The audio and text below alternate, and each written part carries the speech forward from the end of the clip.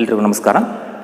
ಆತ್ಮೀಯ ವಿದ್ಯಾರ್ಥಿಗಳೇ, ಮಾನವನ ವಿಕಸನದ ಕತೆ ಅಂತಕ್ಕಂಥ ಒಂದು ಅಧ್ಯಾಯವನ್ನು ಮುಕ್ತಾಯಗೊಳಿಸಿದ ನಂತರ ಸದ್ಯ ನಾವು ಚರ್ಚೆ ಮಾಡ್ತಕ್ಕಂಥ ಮುಂದಿನ ಮೂರನೇ ಒಂದು ಅಧ್ಯಾಯ ಯಾವುದಪ್ಪ ಅಂತಂದ್ರೆ ಹಿಸ್ಟ್ರಿ ಆಫ್ ಆನ್ಸಿಯಂಟ್ ಸಿವಿಲೈಸೇಷನ್ಸ್, ಪ್ರಾಚೀನ ನಾಗರಿಕತೆಗಳ ಇತಿಹಾಸ.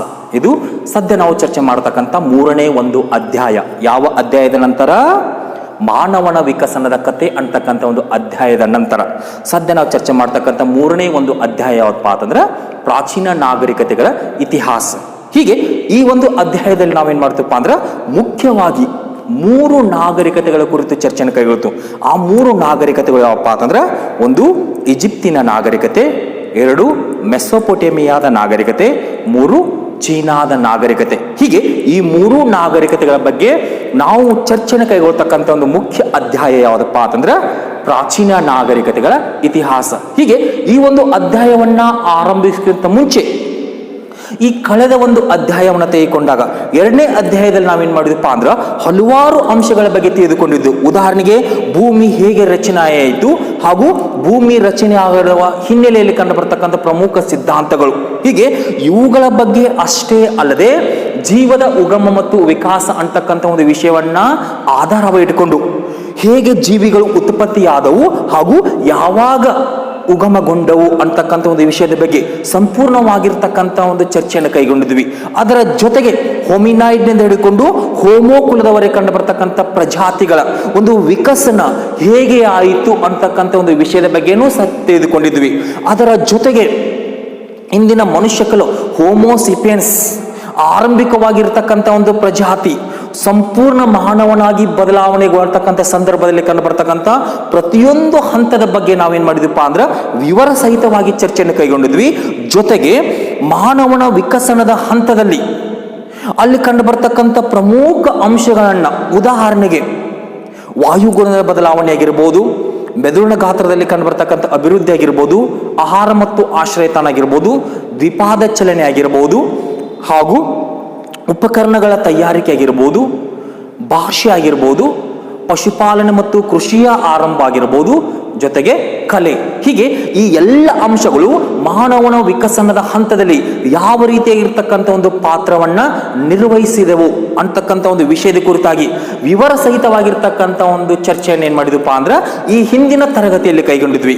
ಸದ್ಯ ನಾವೇನ್ ಮಾಡೋಣಪ್ಪ ಅಂತಂದ್ರ ಅಲೆಮಾರಿಯಾಗಿರ್ತಕ್ಕಂಥ ಮನುಷ್ಯ ಸ್ಥಿರ ಜೀವನವನ್ನು ಕಂಡುಕೊಂಡಾಗ ಆ ಸ್ಥಿರ ಜೀವನದೊಂದಿಗೆ ಏನಾಯ್ತಪ್ಪ ಅಂದ್ರೆ ಮನುಷ್ಯನೊಂದಿಗೆ ಸಂಸ್ಕೃತಿ ಮತ್ತು ನಾಗರಿಕತೆಗಳ ಆರಂಭವಾದವು. ಈ ಹಿಂದೆ ಹೇಳಿದಂತೆ ಜಗತ್ತಿನ ಪ್ರತಿಯೊಂದು ನಾಗರಿಕತೆಗಳು ಹುಟ್ಟಿಕೊಂಡುದು ಎಲ್ಲಿ ಹೇಳ್ರಿ? ನದಿ ದಂಡೆಗಳೇ. ಹೀಗಾಗಿ ಈ ಹಿನ್ನೆಲೆ ಹಿಡ್ಕೊಂಡು river valleys are the cradles of the civilisation ಅಂತ ಕರೀತಾರೆ. ಏನಂತ ಕರೀತಾರ್ರಿ? ನದಿ ಬಯಲುಗಳನ್ನ ನಾಗರಿಕತೆಗಳ ತೊಟ್ಟಿಲು ಅಂತ ಕರೀತಾರೆ. ಯಾಕೆ ಹೇಳ್ರಿ? ಜಗತ್ತಿನ ಪ್ರತಿಯೊಂದು ನಾಗರಿಕತೆಗಳು ಹುಟ್ಟಿಕೊಂಡದ್ದು ನದಿಯ ದಂಡೆಯಲ್ಲಿ. ಹೀಗಾಗಿ ಈ ಹಿನ್ನೆಲೆ ಇಟ್ಟುಕೊಂಡು ಈ ಒಂದು ಪ್ರಾಚೀನ ನಾಗರಿಕತೆಗಳ ಇತಿಹಾಸ ಅಂತಕ್ಕಂಥ ಒಂದು ಅಧ್ಯಾಯವನ್ನ ಆರಂಭಿಸಿದಂಥ ಸಂದರ್ಭದಲ್ಲಿ ಈ ಒಂದು ಅಧ್ಯಾಯವನ್ನ ಚರ್ಚೆ ಮಾಡುವಾಗ ನಮ್ಗೆ ಇಲ್ಲಿ ಒಂದು ಕೊಟೇಶನ್ ಕಂಡು ಬರುತ್ತೆ. ಆ ಒಂದು ಕೊಟೇಶನ್ ಯಾವ್ದಪ್ಪ ಅಂದ್ರ moving wheels made the civilisations. ಯಾವ ಕೊಟೇಶನ್ ಹೇಳ್ರಿ?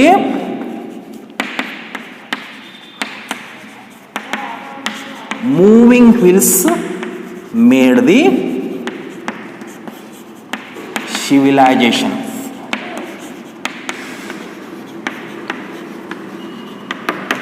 ಇದರ ಅರ್ಥ ಏನ್ರಿ? ತಿರುಗುವ ಚಕ್ರಗಳು ನಾಗರಿಕತೆಯನ್ನ ಬೆಳೆಸಿದವು ಅಂತ ಹೇಳ್ತಾರೆ. Moving wheels made the civilisation. ತಿರುಗುವ ಚಕ್ರಗಳು ನಾಗರಿಕತೆಯನ್ನ ಬೆಳೆಸಿದವು ಅಂತ ಹೇಳ್ತಾರೆ. ಇದರ ಅರ್ಥ ಏನಪ್ಪಾ ಅಂತಂದ್ರೆ ಇಲ್ಲಿ ತಿರುಗುವ ಚಕ್ರ ಅಂತ ತೆಗೆದುಕೊಂಡಾಗ ಈ ತಿರುಗುವ ಚಕ್ರದಿಂದ ನಮಗೆ ಏನೇನು ಉಪಯೋಗ ಅಂತ ಹೇಳ್ರಿ? ಈ ಒಂದು ಚಕ್ರದಿಂದ ಹಲವಾರು ರೀತಿಯಾಗಿರ್ತಕ್ಕಂಥ ಒಂದು ಉದ್ಯೋಗಗಳು ಕಂಡು ಬರ್ತಾವ. ಉದಾಹರಣೆಗೆ ಒಬ್ಬ ಮನುಷ್ಯ ಸ್ಥಿರ ಜೀವನವನ್ನು ಕಂಡುಕೊಳ್ಬೇಕಂದ್ರೆ ಅವನಿಗೆ ಏನ್ ಬೇಕು ಹೇಳ್ರಿ? ಸ್ಥಿರವಾಗಿರ್ತಕ್ಕಂಥ ಒಂದು ನೆಲೆ ಬೇಕು. ಜೊತೆಗೆ ತನ್ನ ಒಂದು ಸಮೃದ್ಧ ಜೀವನವನ್ನು ನಡೆಸಲಿಕ್ಕೆ ಅವನಿಗೆ ತನ್ನದೇ ಆಗಿರ್ತಕ್ಕಂಥ ಒಂದು ವೃತ್ತಿ ಇರಬೇಕು. ಅಂದಾಗ ಮಾತ್ರ ಆ ಮನುಷ್ಯ ತನ್ನ ಒಂದು ಸ್ಥಿರ ಜೀವನವನ್ನು ನಡೆಸಲಿಕ್ಕೆ ಸಾಧ್ಯ. ಹೀಗಾಗಿ ಈ ಹಿನ್ನೆಲೆ ಇಟ್ಕೊಂಡು ನಾಗರಿಕತೆಯ ಆರಂಭದ ಹೊತ್ತಿನಲ್ಲಿ ಹಲವಾರು ರೀತಿಯಾಗಿರ್ತಕ್ಕಂಥ ಒಂದು ಸಂಶೋಧನೆಗಳಾದವು. ಉದಾಹರಣೆಗೆ ಅಲೆಮಾರಿಯಾಗಿರ್ತಕ್ಕಂಥ ಮನುಷ್ಯ ಸ್ಥಿರ ಜೀವನವನ್ನು ನಡೆಸುವಾಗ ಉಪಕರಣಗಳ ಒಂದು ತಯಾರಿಕೆಯನ್ನು ಕಲಿತುಕೊಂಡ, ಹಲವಾರು ರೀತಿಯಾಗಿರ್ತಕ್ಕಂಥ ಒಂದು ಆಯುಧಗಳನ್ನ ಬಳಸಲಿಕ್ಕೆ ಆರಂಭಿಸಿದ. ಮಡಕೆಯನ್ನು ತಯಾರಿಸಲಿಕ್ಕೆ ಕಲಿತ, ಜೊತೆಗೆ ಯೂಸ್ ಆಫ್ ಫೈರ್ ಬೆಂಕಿಯ ಉಪಯೋಗವನ್ನು ಕಂಡುಕೊಂಡ, ಜೊತೆಗೆ ಪಶುಪಾಲನೆಯನ್ನು ಆರಂಭಿಸಿದ, ಕೃಷಿಯನ್ನ ಆರಂಭಿಸಿದ. ಹೀಗೆ ಹಲವಾರು ರೀತಿಯಾಗಿರ್ತಕ್ಕಂಥ ಒಂದು ಜ್ಞಾನವನ್ನು ಪಡೆದುಕೊಂಡ. ಯಾವ ಹಂತದಲ್ಲಿರಿದ? ಆತ ನಾಗರಿಕತೆಯನ್ನ ಆರಂಭ ಮಾಡತಕ್ಕಂಥ ಒಂದು ಹಂತದಲ್ಲಿ, ಅಥವಾ ಆತ ಸಂಪೂರ್ಣ ಮಾನವನಾಗಿ ಬದಲಾವಣೆ ಆಗ್ತಕ್ಕಂಥ ಒಂದು ಹಂತದಲ್ಲಿ. ಹೀಗೆ ಇದೇ ಹೊತ್ತಿನಲ್ಲಿ ತಿರುಗುವ ಚಕ್ರಗಳು ನಾಗರಿಕತೆಯನ್ನ ಬೆಳೆಸಿದ ಅಂತ ಹೇಳ್ತು. ಯಾಕೆ ಹೇಳ್ತೀವಪ್ಪ ಅಂತಂದ್ರ, ಸ್ಥಿರ ಜೀವನವನ್ನು ಕಂಡುಕೊಂಡಿರ್ತಕ್ಕಂಥ ಮನುಷ್ಯ ಏನ್ ಮಾಡಿದಪ್ಪ ಅಂತಂದ್ರ ತನ್ನದೇ ಆಗಿರ್ತಕ್ಕಂಥ ಒಂದು ಸ್ವಂತ ಉದ್ಯೋಗವನ್ನ ಹೊಂದಲಿಕ್ಕೆ ಆರಂಭಿಸಿದ. ಇವತ್ತಿನ ಪ್ರತಿಯೊಂದು ಯಾವುದೇ ಒಂದು ಉದ್ಯೋಗವನ್ನ ತೆಗೆದುಕೊಳ್ರಿ ನೀವು, ಆ ಉದ್ಯೋಗವನ್ನು ನಡೆಯಲಿಕ್ಕೆ ಮುಖ್ಯವಾಗಿ ನಮಗೇನ್ ಬೇಕ್ರಿ? ಚಕ್ರ ಬೇಕೇ ಬೇಕು. ಉದಾಹರಣೆಗೆ ಒಬ್ಬ ಕಾರ್ಪೆಂಟರ್ ಅಂತ ತೆಗೆದುಕೊಂಡಾಗ ಬಡಿಗೆತನ ಮಾಡ್ತಕ್ಕಂಥ ವ್ಯಕ್ತಿಗೂ ಸಹ ಏನ್ ಬೇಕ್ರಿ? ಚಕ್ರ ಬೇಕೇ ಬೇಕು. ಉದಾಹರಣೆಗೆ ಚಕ್ರದ ಸಹಾಯದಿಂದ ಆತ ಕಟ್ಟಿಗೆಯನ್ನು ಕಟ್ ಮಾಡ್ತಾನ.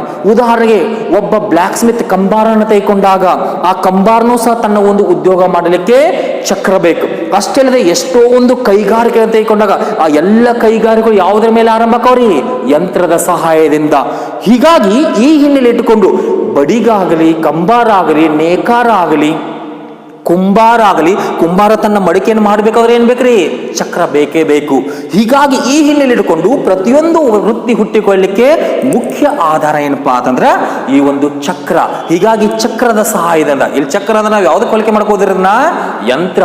ಚಕ್ರ ಅಂದ್ರೆ ಯಂತ್ರ ತಿಳ್ಕೊಬೇಕ. ಆ ಯಂತ್ರದ ಸಹಾಯದಿಂದ ನಾವೇನ್ ಮಾಡ್ತೀವಿ? ಹಲವಾರು ರೀತಿಯಾಗಿರ್ತಕ್ಕಂಥ ಉಪಯೋಗವನ್ನು ಪಡ್ಕೋತು. ಆ ಉಪಯೋಗ ಸಂದರ್ಭದಲ್ಲಿ ನಮ್ಮ ಒಂದು ವೃತ್ತಿಯನ್ನು ಆರಂಭಿಸ್ತು. ಹೀಗಾಗಿ ಈ ಹಿನ್ನೆಲೆ ಇಟ್ಟುಕೊಂಡು ಎಲ್ಲ ಇತಿಹಾಸಕಾರರು ಏನ್ ಹೇಳ್ತಾರ್ರಿ? ಅಥವಾ ಇತಿಹಾಸಕಾರ ಅಂತ ಅನ್ಬೋದು, ವಿದ್ವಾಂಸರು ಅನ್ಬೋದು, ಅಥವಾ ಜ್ಞಾನಿಗಳು ಅನ್ಬೋದು. ಅವರ ಒಂದು ಪ್ರಕಾರ ಏನ್ರಿ? ತಿರುಗುವ ಚಕ್ರಗಳು ನಾಗರಿಕತೆಯನ್ನ ಆರಂಭಿಸುವ ಅಂತ ಹೇಳ್ತಾರೆ. ಇಲ್ಲಿ ನಾಗರಿಕತೆಯ ಆರಂಭ ಅಂದ್ರೆ ಏನ್ರಿ? ಒಂದು ಸ್ಥಿರ ಜೀವನವನ್ನು ಕೊಂಡುಕೊಂಡಿರ್ತಕ್ಕಂಥ ಮನುಷ್ಯನ ಒಂದು ಜೀವನ ಕ್ರಮ. ಆ ಒಂದು ಜೀವನ ಕ್ರಮ ಯಾವುದರ ಮುಖಾಂತರ ಆಯ್ತ್ರಿ? ಸ್ವಂತ ಉದ್ಯೋಗಗಳನ್ನು ಹೊಂದುವುದರ ಮುಖಾಂತರ. ಸ್ವಂತ ಉದ್ಯೋಗಗಳನ್ನು ಹೊಂದಿರೋ ಜೊತೆಗೆ ಅಷ್ಟೇ ಅಲ್ಲದೆ ಆ ಸಮಯದಲ್ಲಿ ಮನುಷ್ಯನಿಂದ ಸಂಶೋಧನೆಗೊಂಡಿರ್ತಕ್ಕಂಥ ಪ್ರಮುಖ ವಿಷಯಗಳಿಂದಾಗಿ.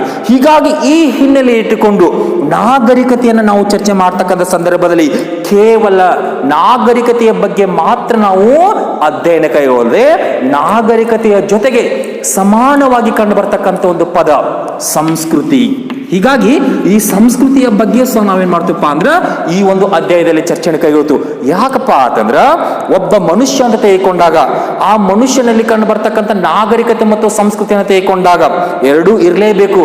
ಎರಡೂ ಇರದೇ ಇದ್ದರೆ ಅವನಿಗೆ ನಾವು ಸುಸಂಸ್ಕೃತ ಮಾನವ ಅಂತ ಅನ್ನಲ್ಲ.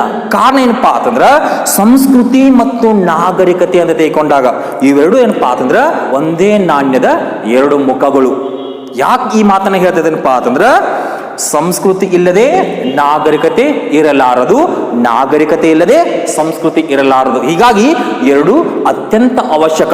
ಇನ್ನು ಕೆಲವೊಂದು ಸಮಯದಲ್ಲಿ ನಾಗರಿಕತೆ ಇಲ್ಲದೆ ಸಂಸ್ಕೃತಿ ಇರಬಹುದು, ಆದರೆ ಸಂಸ್ಕೃತಿ ಇಲ್ಲದೆ ಜಗತ್ತಿನ ಯಾವುದೇ ಒಂದು ನಾಗರಿಕತೆ ಇಲ್ಲ. ಹೀಗಾಗಿ ಈ ಹಿನ್ನೆಲೆ ಇಟ್ಟುಕೊಂಡು ಒಬ್ಬ ಮನುಷ್ಯನ ಪರಿಪೂರ್ಣ ಜೀವನವನ್ನು ತೆಗೆದುಕೊಂಡಾಗ ಅಥವಾ ಯಾವುದೇ ಒಂದು ದೇಶದ ಒಂದು ರಾಷ್ಟ್ರೀಯತೆಯನ್ನು ತೆಗೆದುಕೊಂಡಾಗ ಆ ರಾಷ್ಟ್ರೀಯತೆ ಹಿನ್ನೆಲೆ ನಮಗೇನು ಕಂಡು ಬರುತ್ತಪ್ಪ ಅಂದ್ರೆ ಆ ದೇಶದ ಒಂದು ಸಂಸ್ಕೃತಿ ಮತ್ತು ನಾಗರಿಕತೆ ಕಂಡು ಬರುತ್ತೆ. ಹೀಗಾಗಿ ಈ ಹಿನ್ನೆಲೆ ಇಟ್ಟುಕೊಂಡು ಆರಂಭಿಕವಾಗಿ ನಾವೇನ್ ಮಾಡೋಣಪ್ಪ ಅಂತಂದ್ರೆ ನಾಗರಿಕತೆ ಅಂತಕ್ಕಂಥ ಒಂದು ಪದದ ಅರ್ಥ ಆಗಿರ್ಬೋದು, ಜೊತೆಗೆ ಸಂಸ್ಕೃತಿ ಅಂತಕ್ಕಂಥ ಒಂದು ಪದದ ಅರ್ಥವನ್ನು ತಿಳ್ಕೊಳ್ಳೋಣ. ಅದರಲ್ಲಿ ಆರಂಭಿಕವಾಗಿ ನಾವೇನ್ ಮಾಡೋಣಪ್ಪ ಅಂತಂದ್ರೆ ಸಂಸ್ಕೃತಿ ಬಗ್ಗೆ ಚರ್ಚೆಯನ್ನು ಕೈಗೊಳ್ಳೋಣ. ಉದಾಹರಣೆಗೆ ಮೀನಿಂಗ್ ಆಫ್ ಕಲ್ಚರ್, ಇದ್ರ ಜೊತೆಗೆ ಮತ್ತೇನ್ ಮಾಡೋಣ್ರಿ ಮೀನಿಂಗ್ ಆಫ್ ಸಿವಿಲೈಸೇಷನ್. ಈ ಎರಡು ವಿಷಯಗಳ ಬಗ್ಗೆ ಚರ್ಚೆಯನ್ನು ಕೈಗೊಳ್ಳೋಣ. ಸಂಸ್ಕೃತಿಯ ಅರ್ಥ ಮತ್ತು ನಾಗರಿಕತೆಯ ಅರ್ಥ.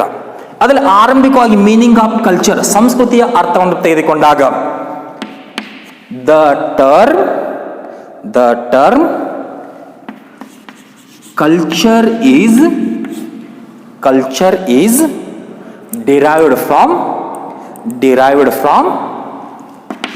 Latin word colere,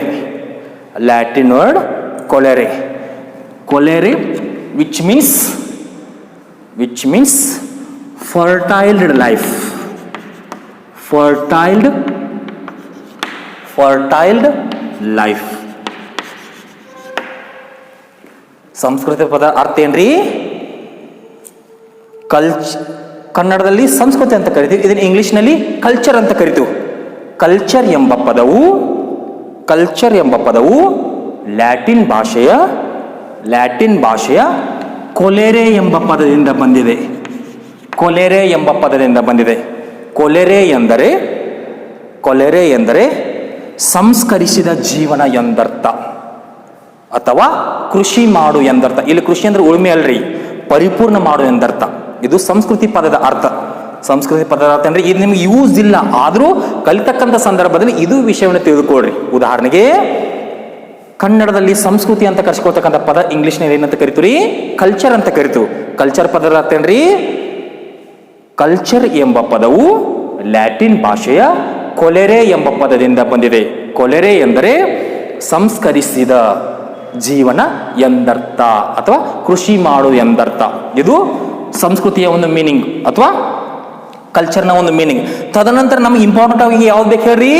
civilisation, meaning of civilisation. ಇದ್ರ ಮೇಲೆ 2 ಮಾರ್ಕ್ಸ್ ಕ್ವಶನ್ ಐತ್ರಿ, ಇದನ್ನ ಬರಲೇಬೇಕು ನಾವು. ಹೇಳ್ರಿ ಇಲ್ಲಿ ಏನ್ರಿ? ಮೀನಿಂಗ್ ಆಫ್ ಸಿವಿಲೈಸೇಷನ್, ನಾಗರಿಕತೆಯ ಅರ್ಥ ಅಥವಾ ನಾಗರಿಕತೆ ಪದದ ಅರ್ಥ. ಹಾಕೊಂಡ್ರಿ. Next, the English term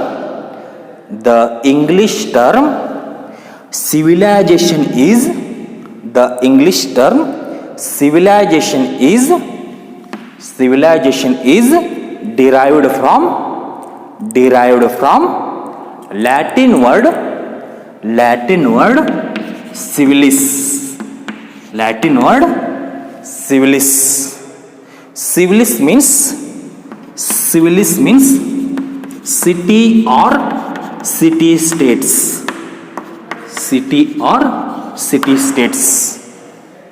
It stands for matured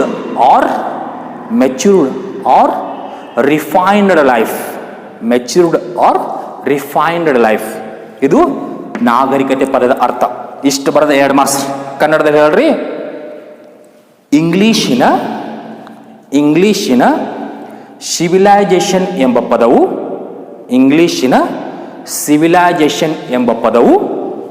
Latin ಭಾಷೆಯ ಸಿವಿಲಿಸ್ ಎಂಬ ಪದದಿಂದ ಬಂದಿದೆ.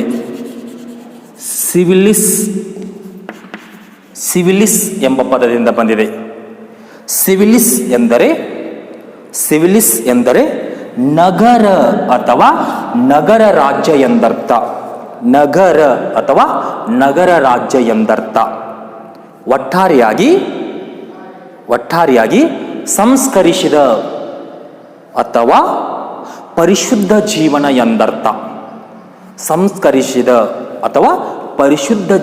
ಎಂದರ್ಥ.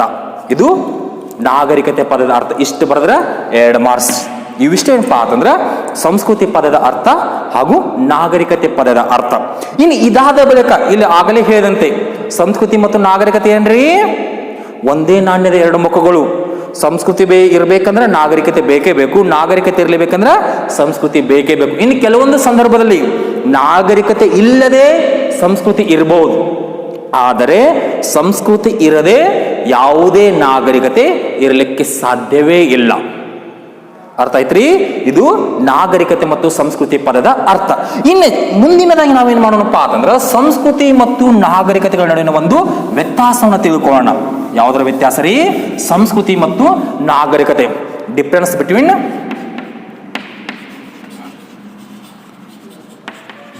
ಬಿಟ್ವೀನ್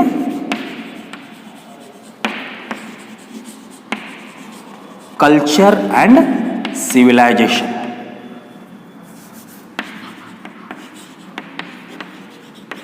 ಉದಾಹರಣೆಗೆ ಈ ಸಂಸ್ಕೃತಿ ಮತ್ತು ನಾಗರಿಕತೆಗಳ ನಡುವಿನ ಒಂದು ವ್ಯತ್ಯಾಸವನ್ನು ಚರ್ಚೆ ಮಾಡ್ತಕ್ಕಂಥ ಸಂದರ್ಭದಲ್ಲಿ ಸಿಂಪಲ್ ಆಗಿ ನಾ ಆಗಲೇ ಏನು ಹೇಳ್ರಿ, ಅವುಗಳ ಪದದ ಅರ್ಥವನ್ನು ಹೇಳಿ. ಇನ್ನು ಈ ಕಲ್ಚರನ್ನ ಮತ್ತು ಸಂಸ್ಕೃತಿಯನ್ನ ನೇರವಾಗಿ ಒಂದೇ ಒಂದು ಪದದಲ್ಲಿ ಹೇಳ್ಬೋದು. ಉದಾಹರಣೆಗೆ ವಾಟ್ ವಿ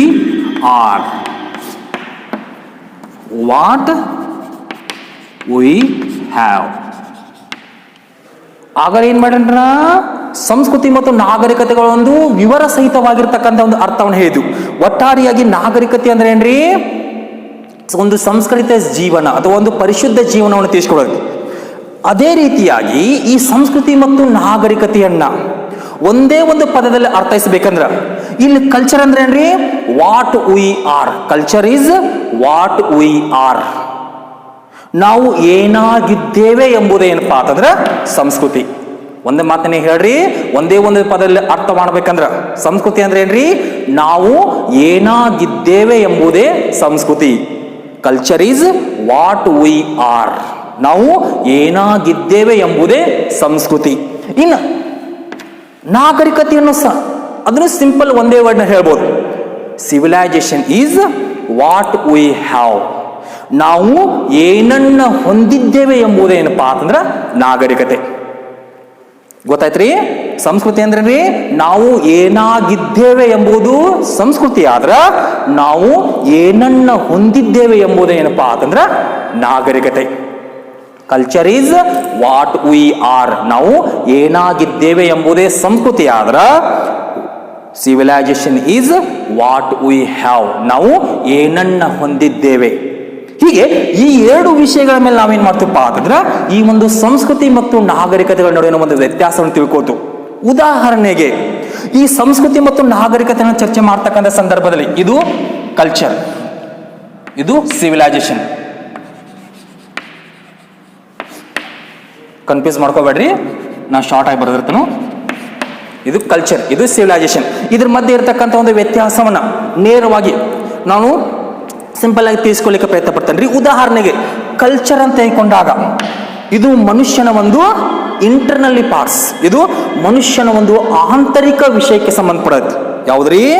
ಸಂಸ್ಕೃತಿ ಅನ್ನೋದು ಇದು ಮನುಷ್ಯನ ಆಂತರಿಕ ವಿಚಾರಕ್ಕೆ ಸಂಬಂಧಪಡುತ್ತೆ. ಇನ್ನು ನಾಗರಿಕತೆ ಅನ್ನೋದು ಏನ್ರಿದ, ಇದು ಎಕ್ಸ್ಟರ್ನಲ್ ಲೈಫ್, ಮನುಷ್ಯನ ಒಂದು ಬಾಹ್ಯ ಜೀವನಕ್ಕೆ ಸಂಬಂಧಪಡುತ್ತೆ. ಸಂಸ್ಕೃತಿ ಮತ್ತು ನಾಗರಿಕತೆ ನಡುವಿನ ವ್ಯತ್ಯಾಸ ಏನ್ರಿ? ಸಂಸ್ಕೃತಿ ಅಂದ್ರ ಮನುಷ್ಯನ ಆಂತರಿಕ ವಿಷಯಗಳಿಗೆ ಅಂದ್ರೆ ಅಂತರ್ಗತ ವಿಷಯಗಳಿಗೆ ಸಂಬಂಧಪಡತ್ತೆ. ನಾಗರಿಕತೆ ಅಂದ್ರೆ ಮನುಷ್ಯನ ಬಾಹ್ಯ ಜೀವನಕ್ಕೆ ಸಂಬಂಧಪಡತ್ತೆ. ಒಂದೇ ಮಾತಲ್ಲಿ ಹೇಳ್ಬೇಕಂದ್ರ ಸಂಸ್ಕೃತಿ ಅಂದ್ರೆ ಏನ್ರಿ, ನಾವು ಏನಾಗಿದ್ದೇವೆ ಎಂಬುದು ಸಂಸ್ಕೃತಿ ಆದ್ರ ನಾವು ಏನನ್ನ ಹೊಂದಿದ್ದೇವೆ ಎಂಬುದು ನಾಗರಿಕತೆ. ಹೀಗಾಗಿ ಈ ಹಿನ್ನೆಲೆ ಇಟ್ಟುಕೊಂಡು ಸಂಸ್ಕೃತಿ ಎಂಬುದು ಇದು ಇಂಟರ್ನಲ್ ಅಂದ್ರೆ ಮನುಷ್ಯನ ಆಂತರಿಕ ಜೀವನಕ್ಕೆ ಸಂಬಂಧಪಟ್ಟದ್ದು. ನಾಗರಿಕತೆ ಅಂದ್ರೆ ಇದು ಮನುಷ್ಯನ ಒಂದು ಎಕ್ಸ್ಟರ್ನಲ್ ಲೈಫ್, ಬಾಹ್ಯ ಜೀವನಕ್ಕೆ ಸಂಬಂಧಪಟ್ಟದ್ದು. ಇನ್ನು ಮತ್ತೊಂದು ರೀತಿಯಲ್ಲಿ ಇದರ ವ್ಯತ್ಯಾಸ ಏನ್ರಿ, ಇದೇ ಸಂಸ್ಕೃತಿಯನ್ನು ತೆಗೆದುಕೊಂಡಾಗ ಇದು ಮನುಷ್ಯನ ಆಂತರಿಕ ವಿಷಯವನ್ನು ಒಳಗೊಂಡಾಗ ಇದು ನಮ್ಮ ಒಂದು ನಂಬಿಕೆ, ಆಚಾರ, ವಿಚಾರ, ನಡವಳಿಕೆ ಇವುಗಳ ಬಗ್ಗೆ ಸಂಪೂರ್ಣವಾಗಿರ್ತಕ್ಕಂಥ ಮಾಹಿತಿಯನ್ನು ಕೊಡುತ್ತೆ. ಯಾವುದ್ರಿ? ಸಂಸ್ಕೃತಿ ಅಂತ ತೆಗೆದುಕೊಂಡಾಗ ಇದು ಮನುಷ್ಯನ ನಂಬಿಕೆ, ಆಚಾರ, ವಿಚಾರ, ರೂಢಿ, ಸಂಪ್ರದಾಯಗಳು ಇವುಗಳನ್ನ ಒಳಗೊಂಡಿರ್ತಕ್ಕಂಥ ಒಂದು ಭಾಗ. ಯಾವುದ್ರಿ? ಸಂಸ್ಕೃತಿ. ಇದರ ಅರ್ಥ ಏನ್ರಿ? ಉದಾಹರಣೆ ನಾವು ಇವತ್ತಿದ್ರಲ್ಲ ನಮಗೆ ನಮ್ಮದೇ ಆಗಿರ್ತಕ್ಕಂಥ ಒಂದು ಸಂಸ್ಕೃತಿ ಐತಿ. ಯಾವ ರೀತಿ ಹೇಳ್ರಿ? ಉತ್ತಮವಾಗಿರ್ತಕ್ಕಂಥ ಬಟ್ಟೆಗಳನ್ನು ಧರಿಸ್ದು, ಜೊತೆಗೆ ಉತ್ತಮವಾಗಿರ್ತಕ್ಕಂಥ ಆಹಾರವನ್ನು ಸೇವನೆ ಮಾಡ್ತು. ಉದಾಹರಣೆಗೆ ನಮ್ಮ ಒಂದು ಧರ್ಮದ ಹಿನ್ನೆಲೆಗೆ ಬಂದಾಗ ನಾವು ಜಗತ್ತಿನಲ್ಲಿ ಹಲವಾರು ರೀತಿಯಾಗಿರ್ತಕ್ಕಂಥ ಧರ್ಮಗಳಿದ್ದು ಸಹ ನಮಗೆ ನಮ್ಮದೇ ಆಗಿರ್ತಕ್ಕಂಥ ಒಂದು ಧರ್ಮಗಳು ಕಂಡು ಬರ್ತಾವು, ನಮಗೆ ನಮ್ಮದೇ ಆಗಿರ್ತಕ್ಕಂಥ ಒಂದು ಸಂಪ್ರದಾಯಗಳು ಕಂಡು ಬರ್ತಾವು. ಇವೆಲ್ಲವೂ ಯಾವುದರ ಭಾಗ ರೀ? ಸಂಸ್ಕೃತಿಯ ಭಾಗ. ಹೀಗಾಗಿ ಸಂಸ್ಕೃತಿ ಅನ್ನೋದು ಮಾನವನ ಆಂತರಿಕ ವಿಷಯ ಅಷ್ಟೇ ಅಲ್ಲದೆ ಇದು ನಮ್ಮ ಒಂದು ಆಚಾರ, ವಿಚಾರ, ನಡವಳಿಕೆ, ಸಂಪ್ರದಾಯ, ನಮ್ಮ ಒಂದು ನಂಬಿಕೆಗೆ ಸಂಬಂಧಪಟ್ಟಿರ್ತಕ್ಕಂಥ ಒಂದು ವಿಷಯ. ಯಾವುದ್ರಿ? ಸಂಸ್ಕೃತಿ. ಇನ್ನು ನಾಗರಿಕತೆ ತೆಗೆದುಕೊಂಡಾಗ ಇದು ಮಾನವನ ಒಂದು ಬಾಹ್ಯ ಜೀವನಕ್ಕೆ ಸಂಬಂಧಪಟ್ಟಿರ್ತಕ್ಕಂಥ ವಿಷಯ. ಇನ್ನು ಬಾಹ್ಯ ಜೀವನ ತೆಗೆದುಕೊಂಡಾಗ ಇದು ಏನನ್ನು ಒಳಗೊಂಡಿರತ್ತಪ್ಪ ಅಂದ್ರೆ ನಾವು ಯಾವ ರೀತಿಯಾಗಿ ಬದುಕುತ್ತಿದ್ದೇವೆ. ಉದಾಹರಣೆಗೆ ನಾವು ಬಡವರಾಗಿದ್ದೇವೋ ಅಥವಾ ನಾವು ಶ್ರೀಮಂತರಾಗಿದ್ದೇವೋ ಅಥವಾ ನಾವು ಉತ್ತಮವಾಗಿರ್ತಕ್ಕಂಥ ಒಂದು ಮನೆಯಲ್ಲಿ ಜೀವನವನ್ನು ನಡೆಸ್ತಿದ್ದೆವು ಅಥವಾ ನಾವು ಒಂದು ಸಣ್ಣ ಗುಡಿಸಲಲ್ಲಿ ಜೀವನವನ್ನು ನಡೆಸ್ತಿದ್ದೆವು ಅಥವಾ ನಾವು ಅತಿ ಹೆಚ್ಚಿನ ಹಣವನ್ನು ಹೊಂದಿದ್ದೆವು ಅಥವಾ ನಾವು ಕನಿಷ್ಠ ಹಣವನ್ನು ಹೊಂದಿದ್ದೆವು. ಒಟ್ಟಾರೆಯಾಗಿ ಈ ಒಂದು ನಾಗರಿಕತೆ ಅನ್ನೋದೇನಪ್ಪಾ ಅಂದ್ರೆ ನಮ್ಮ ಒಂದು ಭೌತಿಕ ಜೀವನವನ್ನು ತಿಳಿಸ್ಕೊಡೋದು. ಉದಾಹರಣೆಗೆ ನಾವು ಏನು ಪಟ್ಟಣಗಳಲ್ಲಿ ವಾಸ ಮಾಡ್ತೇವೋ, ಏನು ನಗರಗಳಲ್ಲಿ ವಾಸ ಮಾಡ್ತೇವೋ ಅಥವಾ ನಾವೇನು ಹಳ್ಳಿಗಳಲ್ಲಿ ವಾಸ ಮಾಡ್ತೇವೋ, ಹೀಗೆ ಈ ರೀತಿಯಾಗಿರ್ತಕ್ಕಂಥ ಒಂದು ವಿಷಯವನ್ನು ಯಾವುದು ಒಳಗೊಂಡೈತ್ರಿ? ಈ ಒಂದು ನಾಗರಿಕತೆ ಒಳಗೊಂಡೈತಿ. ನಿಮಗೆ ಕನ್ಫ್ಯೂಸ್ ಆಗ್ತಿರ್ಬೋದು, ಆದ್ರೆ ನೇರವಾಗಿ ಹತ್ತಲ್ಲ. ಸಂಸ್ಕೃತಿ ಮತ್ತು ನಾಗರಿಕತೆ ನಡುವಿನ ವ್ಯತ್ಯಾಸ ಸಿಂಪಲ್ ಏನ್ರಿ? ಪ್ರತಿಯೊಬ್ಬ ಮನುಷ್ಯನಿಗೂ ಎರಡು ವಿಷಯಗಳು ಬೇಕೇ ಬೇಕು. ಸಂಸ್ಕೃತಿನೇ ಬೇಕು, ನಾಗರಿಕತೆನೂ ಬೇಕು. ಈಗ ನಾದನಂತಂದ್ರೆ ನನ್ನದೇ ಆಗಿರ್ತಕ್ಕಂಥ ಒಂದು ಸಂಸ್ಕೃತಿ ಕಂಡು ಬರುತ್ತೆ, ಹಾಗೂ ನನ್ನದೇ ಆಗಿರ್ತಕ್ಕಂಥ ಒಂದು ನಾಗರಿಕತೆ. ನನ್ನ ನಾಗರಿಕತೆ ಅಂದ್ರೆ ನಮ್ಮ ಭಾರತೀಯ ನಾಗರಿಕತೆ. ಭಾರತದಲ್ಲಿ ಕಂಡು ಬರ್ತಕ್ಕಂಥ ಎಲ್ಲ ಜನರಂತೆ ನಾವು ಬದುಕಲಿಕ್ಕೆ ಆರಂಭಿಸಿದೆವು. ಹೀಗಾಗಿ ಈ ಹಿನ್ನೆಲೆ ಇಟ್ಕೊಂಡು ಸಂಸ್ಕೃತಿ ಅಂತ ತೆಗೆದುಕೊಂಡಾಗ ಇದು ಮಾನವನ ಆಂತರಿಕ ವಿಷಯಗಳಿಗೆ ಸಂಬಂಧಪಟ್ಟಿರ್ತಕ್ಕಂಥ ಒಂದು ವಿಷಯ. ನಾಗರಿಕತೆ ತೆಗೆದುಕೊಂಡಾಗ ಇದು ಮಾನವನ ಬಾಹ್ಯ ಜೀವನಕ್ಕೆ ಸಂಬಂಧಿಸಿರ್ತಕ್ಕಂಥ ವಿಷಯ. ಆತನ ಒಂದು ಸಂಪತ್ತಿನ ಬಗ್ಗೆ ಆಗಿರ್ಬೋದು, ಆತ ಬಡವೋ ಅಥವಾ ಶ್ರೀಮಂತನೋ, ಅಥವಾ ಆತ ಹಳ್ಳಿಯಲ್ಲಿ ವಾಸ ಮಾಡ್ತಾನೋ, ಪಟ್ಟಣದಲ್ಲಿ ವಾಸ ಮಾಡ್ತಾನೋ, ಆತ ನಗರಗಳಲ್ಲಿ ವಾಸ ಮಾಡ್ತಾನೆ, ಒಟ್ಟಾರೆಯಾಗಿ ಅವನ ಒಂದು ಭೌತಿಕ ಜೀವನಕ್ಕೆ ಸಂಬಂಧಪಟ್ಟಿರ್ತಕ್ಕಂಥ ವಿಷಯ. ಇನ್ನು ಮುಂದುವರೆದ ಇವುಗಳ ಒಂದು ವ್ಯತ್ಯಾಸವನ್ನು ಹೇಳಿದ ಉದಾಹರಣೆಗೆ ಸಂಸ್ಕೃತಿಯನ್ನ ನಾವು ಅಳತೆ ಮಾಡಲಿಕ್ಕೆ ಸಾಧ್ಯವಿಲ್ಲ. ಸಂಸ್ಕೃತಿಯನ್ನ ಅಳತೆ ಮಾಡಲಿಕ್ಕೆ ಸಾಧ್ಯವಿಲ್ಲ, ಆದರೆ ನಾಗರಿಕತೆಯನ್ನು ನಾವು ಅಳತೆ ಮಾಡಬಹುದು. ಯಾಕಪ್ಪ ಅಂದ್ರ ಒಂದು ಸಂಸ್ಕೃತಿಯನ್ನು ತೆಗೆದುಕೊಂಡಾಗ ಅದು ಮುಂದುವರಿಯುವುದಿಲ್ಲ. ಯಾಕಪ್ಪ ಅಂದ್ರ ಪ್ರಾಚೀನ ಕಾಲದಿಂದಲೂ ನಮ್ಮ ಒಂದು ಎಲ್ಲ ಭಾರತೀಯರಿಗೂ ನಮ್ಮದೇ ಆಗಿರ್ತಕ್ಕಂಥ ಒಂದು ಸಂಸ್ಕೃತಿ ಐತಿ. ಹೀಗೆ ಆ ಒಂದು ಸಂಸ್ಕೃತಿಯನ್ನು ನಾವು ಮುಂದುವರ್ಸ್ಕೊಂಡು ಹೋಗ್ತೀವಿ. ಆದರೆ ನಾಗರಿಕತೆ ಅಂತ ಹೇಳ್ಕೊಂಡು ಅದು ನಿಂತ ನೀರಲ್ಲ, ಅದು ಬದಲಾವಣೆ ಆಗಿರೋದು. ಹೀಗಾಗಿ ಸಂಸ್ಕೃತಿಯನ್ನ ಅಳತೆ ಮಾಡಲಿಕ್ಕೆ ಸಾಧ್ಯವಿಲ್ಲ, ನಾಗರಿಕತೆಯನ್ನ ಅಳತೆ ಮಾಡಬಹುದು. ಇನ್ನು ಮುಂದುವರೆದ ಇವುಗಳ ಒಂದು ವ್ಯತ್ಯಾಸವನ್ನು ತೆಗೆದುಕೊಂಡಾಗ ಸಂಸ್ಕೃತಿ ಮೊದಲು ಬರುತ್ತದೆ. ನಾವು ಜನಿಸಿದಾಗ ಮೊಟ್ಟ ಮೊದಲ ಬಾರಿಗೆ ಏನ್ ಮಾಡ್ತೀರಿ, ಸಂಸ್ಕೃತಿಯನ್ನು ಪಡ್ಕೊಂಡ್ರು. ಸಂಸ್ಕೃತಿಯ ನಂತರ ನಮಗೇನಾಕತ್ರಿ, ನಾಗರಿಕತೆ ಕಂಡು ಬರ್ತದೆ. ಹೀಗಾಗಿ ಸಂಸ್ಕೃತಿ ಮತ್ತು ನಾಗರಿಕತೆ ನಡುವಿನ ವ್ಯತ್ಯಾಸ ಏನಪ್ಪಾ ಅಂತಂದ್ರ ಸಂಸ್ಕೃತಿಯನ್ನ ಅಳತೆ ಮಾಡಲಾಗುವುದಿಲ್ಲ, ನಾಗರಿಕತೆಯನ್ನ ಅಳತೆ ಮಾಡಬಹುದು. ನಮಗೆ ಸಂಸ್ಕೃತಿ ಮೊಟ್ಟ ಮೊದಲೇ ಕಂಡು ಬರುತ್ತೆ, ತದನಂತರದಲ್ಲಿ ನಾಗರಿಕತೆ ಕಂಡು ಬರುತ್ತೆ. ಇನ್ನು ಅಷ್ಟೇ ಅಲ್ಲದೆ ಇದೇ ಸಂಸ್ಕೃತಿ ಮತ್ತು ನಾಗರಿಕತೆಗಳ ನಡುವಿನ ಇನ್ನಷ್ಟು ವ್ಯತ್ಯಾಸವನ್ನು ಹೇಳ್ಬೇಕಂದ್ರ ಒಟ್ಟಾರೆಯಾಗಿ ಈ ಸಂಸ್ಕೃತಿ ಅಂದರೆ ಒಬ್ಬ ಮನುಷ್ಯ ಅಥವಾ ಒಂದು ರಾಷ್ಟ್ರದ ಕಲೆ, ಸಾಹಿತ್ಯ, ಸಂಗೀತ, ವಾಸ್ತುಶಿಲ್ಪ, ವಿಜ್ಞಾನ ಇವೆಲ್ಲವುಗಳಲ್ಲಿ ಕಂಡು ಬರ್ತಕ್ಕಂಥ ಒಂದು ವಿಷಯ ಯಾವುದ್ರಿ, ಸಂಸ್ಕೃತಿ. ಸಂಸ್ಕೃತಿ ಇವೆಲ್ಲವನ್ನು ಒಳಗೊಂಡಿರೋದು. ಕಲೆ, ಸಾಹಿತ್ಯ, ಸಂಗೀತ, ವಾಸ್ತುಶಿಲ್ಪ, ವಿಜ್ಞಾನ, ತತ್ವಶಾಸ್ತ್ರ ಇವೆಲ್ಲವುಗಳನ್ನು ಒಳಗೊಂಡಿರ್ತಕ್ಕಂಥ ಒಂದು ವಿಷಯ. ಯಾಕೆ ಹೇಳ್ರಿ, ಇವೆಲ್ಲವೂ ಮನುಷ್ಯನ ಒಂದು ಆಂತರಿಕ ಜೀವನಕ್ಕೆ ಸಂಬಂಧಪಟ್ಟಿರ್ತಕ್ಕಂಥ ವಿಷಯಗಳು. ಇನ್ನು ನಾಗರಿಕತೆಯನ್ನು ತೆಗೆದುಕೊಂಡಾಗ ಇದು ಕೇವಲ ಭೌತಿಕ ಪ್ರಪಂಚ, ಅವನ ಒಂದು ಸಿರಿವಂತಿಕೆ ಬಗ್ಗೆ ಆಗಿರ್ಬೋದು, ಹಾಗೂ ಅವನ ಒಂದು ಜೀವನ ಕ್ರಮದ ಬಗ್ಗೆ ಆಗಿರ್ಬೋದು. ಹೀಗೆ ಒಟ್ಟಾರೆಯಾಗಿ ಅವನ ಒಂದು ಬಾಹ್ಯ ಜೀವನಕ್ಕೆ ಸಂಬಂಧಪಟ್ಟಿರ್ತಕ್ಕಂಥ ಒಂದು ವಿಷಯ. ಹೀಗೆ ಈ ಹಿನ್ನೆಲೆ ಇಟ್ಟುಕೊಂಡು ಈ ಎರಡು ರೀತಿಯಾಗಿರ್ತಕ್ಕಂಥ ಒಂದು ವ್ಯತ್ಯಾಸಗಳನ್ನು ನಾವೆಲ್ಲಿ ಕಂಡುಕೊಳ್ತೀರಿ, ಸಂಸ್ಕೃತಿ ಮತ್ತು ನಾಗರಿಕತೆಗಳು. ಈಗ ಅಂಡರ್ಸ್ಟ್ಯಾಂಡ್ ಆಯ್ತ್ರಿ, ಸಂಸ್ಕೃತಿ ಮತ್ತು ನಾಗರಿಕತೆ ಅಂದ್ರೆ ಸಂಸ್ಕೃತಿ ಅಂದ್ರ ನಮ್ಮ ಆಂತರಿಕ ವಿಷಯಗಳಿಗೆ ನಾವು ಯಾವ ರೀತಿಯಾಗಿ ಏನನ್ನ ಆಲೋಚನೆ ಮಾಡ್ತೀವಿ, ಯಾವ ರೀತಿಯಾಗಿರ್ತಕ್ಕಂಥ ಒಂದು ನಡವಳಿಕೆಯನ್ನು ನಡ್ಕೋತೀವಿ ಅನ್ನೋದು ನಮ್ಮ ಸಂಸ್ಕೃತಿ ಸಂಬಂಧಪಟ್ಟ ನಾವು ಏನಾಗಿದ್ದೇವೆ, ಏನು ಹೊಂದಿದ್ದೇವೆ, ನಾವು ಬಡತನದಲ್ಲಿ ಜೀವನ ಮಾಡ್ತೀವೋ ಅಥವಾ ಶ್ರೀಮಂತಿಕೆಯಲ್ಲಿ ಜೀವನವನ್ನು ಮಾಡ್ತೀವೋ, ನಾವೇನು ಹಳ್ಳಿಗಳಲ್ಲಿ ವಾಸ ಮಾಡ್ತೀವೋ ಅಥವಾ ನಗರಗಳಲ್ಲಿ ವಾಸ ಮಾಡ್ತೀವೋ, ಈ ರೀತಿಯಾಗಿರ್ತಕ್ಕಂಥ ಒಂದು ವಿಷಯವನ್ನ ನಾಗರಿಕತೆ ಒಳಗೊಂಡಿರುತ್ತೆ. ಹೀಗೆ ಒಟ್ಟಾರೆಯಾಗಿ ಒಬ್ಬ ಮನುಷ್ಯ ಅಂತ ತೆಗೆದುಕೊಂಡಾಗ ಆ ಮನುಷ್ಯನಿಗೆ ಸಂಸ್ಕೃತಿ ಮತ್ತು ನಾಗರಿಕತೆಗಳು ಎರಡು ಇರಲೇಬೇಕು. ಇವೆರಡು ಇರದೇ ಹೋದ್ರೆ ಅವನ್ನ ನಾವೇನಂತ ಕರಿತೀರಿ, ಅನಾಗರಿಕ ಅಂತ ಕರಿತೀವಿ. ಈ ಅನಾಗರಿಕ ಅಂತ ತೆಗೆದುಕೊಂಡಾಗ ಅವನಿಗೆ ತನ್ನದಾಗಿರ್ತಕ್ಕಂಥ ಒಂದು ಸಂಸ್ಕೃತಿ ಇರುತ್ತೆ. ಆಗಲೇ ನಾ ಏನ್ರಿಲ್ಲ, ನಾಗರಿಕತೆ ಇಲ್ಲದೆ ಸಂಸ್ಕೃತಿ ಇರಬಹುದು, ಸಂಸ್ಕೃತಿ ಇಲ್ಲದೆ ಯಾವುದೇ ಒಂದು ನಾಗರಿಕತೆ ಇಲ್ಲ. ಇನ್ನು ಸಿಂಪಲ್ ಆಗಿ ಹೇಳ್ತಾರೆ ಕೇಳ್ರಿ, ಒಬ್ಬ ಹುಚ್ಚ ಅಂತ ತೆಗೆದುಕೊಂಡ್ರು ಆ ಹುಚ್ಚನೇ ತನ್ನದಾಗಿರ್ತಕ್ಕಂಥ ಒಂದು ಸಂಸ್ಕೃತಿ ಕಂಡು ಬರುತ್ತೆ. ಒಬ್ಬ ಜ್ಞಾನಿ ಅಂತ ತೆಗೆದುಕೊಂಡಾಗ ಆ ಜ್ಞಾನಿಗೂ ತನ್ನದಾಗಿರ್ತಕ್ಕಂಥ ಒಂದು ಸಂಸ್ಕೃತಿ ಕಂಡು ಬರುತ್ತೆ. ಹೀಗಾಗಿ ಸಂಸ್ಕೃತಿ ಇಲ್ಲದೆ ಯಾವ ಮನುಷ್ಯ ಜೀವಿಯೂ ಇಲ್ಲ. ನಾಗರಿಕತೆ ಇಲ್ಲದೆ ಇರ್ಬೋದು, ಅವನು ಅನಾಗರಿಕ ಅಂತ ಕರೆಯತ್ತಿದ ನಾವು, ಅವನಿಗೆ ಯಾವುದೇ ರೀತಿಯಾಗಿರ್ತಕ್ಕಂಥ ಒಂದನ್ನು ನಾಗರಿಕತೆ ಲಕ್ಷಣ ಇರಲಿಲ್ಲ. ಒಬ್ಬ ಅನಾಗರಿಕ ಅಂತ ಕರೆಯತ್ತಿದ ನಾವು, ಆ ಅನಾಗರಿಕನಿಗೂ ಸಹ ಏನಾಗೈತ್ರಿ, ತನ್ನದೇ ಆಗಿರ್ತಕ್ಕಂಥ ಒಂದು ಸಂಸ್ಕೃತಿ ಕಂಡು ಬರುತ್ತೆ. ಹೀಗೆ ಒಟ್ಟಾರೆಯಾಗಿ ಸಂಸ್ಕೃತಿ ಮತ್ತು ನಾಗರಿಕತೆ ಇವೆರಡು ಏನಪ್ಪಾ ಅಂತಂದ್ರ ಒಂದೇ ನಾಣ್ಯದ ಎರಡು ಮುಖಗಳು. ಇದಿಷ್ಟು ಏನಪ್ಪಾ ಅಂತಂದ್ರ ಸಂಸ್ಕೃತಿ ಮತ್ತು ನಾಗರಿಕತೆ ನಡುವಿನ ಒಂದು ವ್ಯತ್ಯಾಸ. ಇದನ್ನ ಸಿಂಪಲ್ ಆಗಿ ಹೇಳ್ಬೇಕಂದ್ರೆ ಏನ್ರಿ, ನಾವು ಏನಾಗಿದ್ದೇವೆ ಎಂಬುದೇ ಸಂಸ್ಕೃತಿ. ಆದ್ರ ನಾವು ಏನಾಗಿದ್ದೇವೆ ಅಂದ್ರೆ ಇಲ್ಲೇನ್ರಿದ, ನಾವು ಹುಚ್ಚರು ಅಥವಾ ಜ್ಞಾನಿಗಳು ಅಥವಾ ನಾವು ಸುಶಿಕ್ಷಿತರು ಅಥವಾ ಏನು ಅನಕ್ಷರಸ್ಥರು, ಇವೆಲ್ಲವನ್ನ ಯಾವ ತೀಸ್ಕೊಡೋದ್ರಿ, ಸಂಸ್ಕೃತಿ ತೀಸ್ಕೊಡೋದು. ನಾವು ಏನನ್ನ ಹೊಂದಿದ್ದೇವೆ, ನಾವು ಬಡತನದಲ್ಲಿ ವಾಸ ಮಾಡ್ತಿದ್ದೆವು ಅಥವಾ ಶ್ರೀಮಂತಿಕೆಯಲ್ಲಿ ವಾಸ ಮಾಡ್ತಿದ್ದೆವು ಅಥವಾ ನಾವು ಹಳ್ಳಿಯಲ್ಲಿದ್ದೆವು, ಏನು ನಗರಗಳಲ್ಲಿದ್ದೆವು, ಹೀಗೆ ನಮ್ಮ ಒಂದು ಬಾಹ್ಯ ಜೀವನಕ್ಕೆ ಸಂಬಂಧಪಟ್ಟಿರ್ತಕ್ಕಂಥ ವಿಷಯ ನಾಗರಿಕತೆ. ಹೀಗಾಗಿ ಒಟ್ಟಾರೆಯಾಗಿ ನಾವು ಏನಾಗಿದ್ದೇವೆ ಎಂಬುದು ಸಂಸ್ಕೃತಿ ಆದ್ರೆ ನಾವು ಏನನ್ನ ಹೊಂದಿದ್ದೇವೆ ಎಂಬುದೇನಪ್ಪಾ ಅಂತಂದ್ರೆ ನಾಗರಿಕತೆ. ಇದಿಷ್ಟು ಏನಪ್ಪಾ ಅಂದ್ರೆ ಸಂಸ್ಕೃತಿ ಮತ್ತು ನಾಗರಿಕತೆ ನಡುವಿನ ಒಂದು ವ್ಯತ್ಯಾಸ. ಇನ್ನು ತದನಂತರದಲ್ಲಿ ನಾವೇನ್ ಮಾಡೋಣಪ್ಪ ಅಂತಂದ್ರೆ ನಾಗರಿಕತೆಯ ಒಂದು ಬೆಳವಣಿಗೆಗೆ ಸಹಾಯಕವಾಗಿರ್ತಕ್ಕಂಥ ಒಂದು ಅಂಶಗಳ ಬಗ್ಗೆ ಚರ್ಚೆ ಮಾಡೋಣ. ಯಾವ ವಿಷಯದ ಬಗ್ಗೆ ರೀ? ನಾಗರಿಕತೆಯ ಬೆಳವಣಿಗೆಗೆ ಸಹಾಯಕವಾಗಿರ್ತಕ್ಕಂಥ ಒಂದು ಅಂಶಗಳು. ಆ ಒಂದು ವಿಷಯಗಳು ಯಾವಪ್ಪ ಅಂದ್ರೆ ಇಲ್ಲಿ ಪಾಯಿಂಟ್ಸ್ ಆಗ್ತವೆ ನೋಡ್ರಿ. ಮುಖ್ಯವಾಗಿ 5 ಪಾಯಿಂಟ್ಸ್. ಉದಾಹರಣೆಗೆ ಆ ಪಾಯಿಂಟ್ಸ್ಗಳು ಯಾವಪ್ಪ ಅಂತಂದ್ರೆ ನೀವು ಟಾಪಿಕ್ ಏನ್ ಹಾಕೊಳ್ರಿ, ನಾಗರಿಕತೆ ಬೆಳವಣಿಗೆಗೆ ಸಹಾಯಕವಾದ ಅಂಶಗಳು. Factors help the growth of civilisation. ನಾಗರಿಕತೆ ಬೆಳವಣಿಗೆ ಸಹಾಯಕವಾದ ಅಂಶಗಳು. ಅದರಲ್ಲಿ ಒಂದೇದು ಯಾವಪ್ಪ ಅಂತಂದ್ರೆ ವೈಡ್ ಅಂಡ್ ವಾಸ್ಟ್ ಲ್ಯಾಂಡ್. ಎರಡನೇದು fertile soil.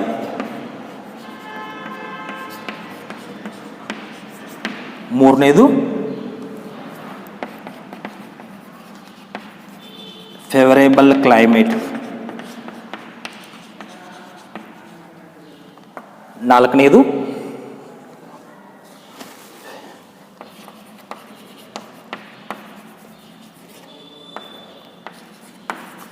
Continuous water supply. ಕೊನೆಯದಾಗಿ ಪ್ಲೆಂಟಿ ಫುಡ್. ಹೀಗೆ ಇವಿಷ್ಟು ಏನಪ್ಪಾ ಅಂದ್ರೆ ನಾಗರಿಕತೆಯ ಬೆಳವಣಿಗೆ ಸಹಾಯಕವಾಗಿರತಕ್ಕಂಥ ಅಂಶಗಳು. ಎವ್ರಿ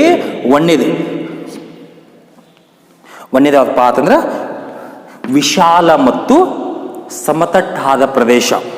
ಒಂದೇದಾವ್ದ್ರಿ ವಿಶಾಲ ಮತ್ತು ಸಮತಟ್ಟಾದ ಪ್ರದೇಶ, ವೈಡ್ ಅಂಡ್ ವಾಸ್ಟ್ ಲ್ಯಾಂಡ್. ಇವೇನು ನಾ ಏನು ಚರ್ಚೆ ಮಾಡ್ತಾನ್ರಿ ಈಗ? ನಾಗರಿಕತೆಯ ಬೆಳವಣಿಗೆ ಸಹಾಯಕವಾದ ಅಂಶಗಳು. ಒಂದು ನಾಗರಿಕತೆ ಹೇಗೆ ಡೆವಲಪ್ ಆಯಿತು ಅನ್ನೋದ್ರ ಹಿನ್ನೆಲೆಯಲ್ಲಿ ಕಂಡು ಬರ್ತಕ್ಕಂಥ ಅಂಶಗಳು ಯಾವ್ದ್ರಿ? ಒಂದೇದು ಯಾವ್ದ್ರಿ? ವಿಶಾಲ ಮತ್ತು ಸಮತಟ್ಟಾದ ಭೂಪ್ರದೇಶ. ಎರಡನೇದು ಫರ್ಟೈಲ್ ಸಾಯಿಲ್ ಅಂದ್ರೆ ಫಲವತ್ತಾದ ಮಣ್ಣು. ಎರಡನೇ ಪಾಯಿಂಟ್ಸ್. ಮೂರನೇದು ಫೇವರೇಬಲ್ ಕ್ಲೈಮೇಟ್, ವಾಸಕ್ಕೆ ಯೋಗ್ಯವಾದ ಹವಾಮಾನ ಅಥವಾ ವಾಯುಗುಣ. ವಾಸಕ್ಕೆ ಯೋಗ್ಯವಾದ ವಾಯುಗುಣ, ಫೇವರೇಬಲ್ ಕ್ಲೈಮೇಟ್. ನಂತರ ನಾಲ್ಕನೇದು ಕಂಟಿನ್ಯೂಯಸ್ ವಾಟರ್ ಸಪ್ಲೈ, ನಿರಂತರ ನೀರಿನ ಸರಬರಾಜು ಅಥವಾ ವ್ಯವಸ್ಥೆ ಅಂತಲೇ ಹೇಳ್ಬೋದು. ನಂತರ ಪ್ಲೆಂಟಿ ಫುಡ್, ಸಾಕಷ್ಟು ಪ್ರಮಾಣದ ಆಹಾರದ ಲಭ್ಯತೆ. ಪ್ಲೆಂಟಿ ಫುಡ್ ಅಂದ್ರೆ ರೀ ಸಾಕಷ್ಟು ಪ್ರಮಾಣದ ಆಹಾರದ ಲಭ್ಯತೆ. ಹೀಗೆ ಈ ವಿಷ್ಣು ಪಾಯಿಂಟ್ಸ್ ಏನಪ್ಪಾ ಅಂತಂದ್ರೆ ನಾಗರಿಕತೆಯ ಬೆಳವಣಿಗೆಗೆ ಸಹಾಯಕವಾಗಿರ್ತಕ್ಕಂಥ ಒಂದು ಅಂಶಗಳು.